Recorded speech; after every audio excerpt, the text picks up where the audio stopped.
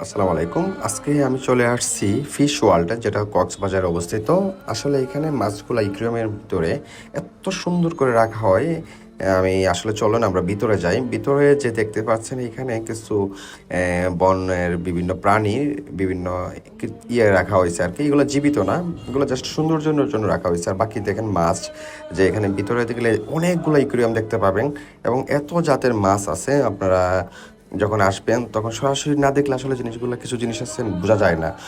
আমি অনেকগুলা মাছের ভিডিও করেছি। এটা হচ্ছে অনেক বড় একটা মাছ, মিনিমাম 30 থেকে 40 কেজি হবে, কোনো মাছ 50 কেজি হতে পারে, এরকম মাছও এখানে ইকুরিয়ামের মধ্যে রাখা আছে। ছোট থেকে বড় যে মাছগুলো আমরা আসলে সচরাচর চোখে দেখতে পাই না, এই মাছগুলো আমরা এখানে ইকুরিয়ামে পাবো। মানে মারাত্মক ডেঞ্জারাস প্রাণীও, মানে মাছ যে জাতীয় যে সামুদ্রিক যে মাছগুলো আছে, এখানে এই জিনিসগুলো রাখা হয়েছে। আপনারা আসলে অবশ্যই এই জিনিসগুলো দেখতে পাবেন। এবং যদি কখনো কক্সবাজার আসেন, অবশ্যই ফিশ ওয়ার্ল্ডে একটু ভিজিট করে যাবেন। এটা ভিজিট করলে অনেক কিছু জানতে পারবেন, শিখতে পারবেন, দেখতে পারবেন। ধন্যবাদ, ভালো থাকবেন।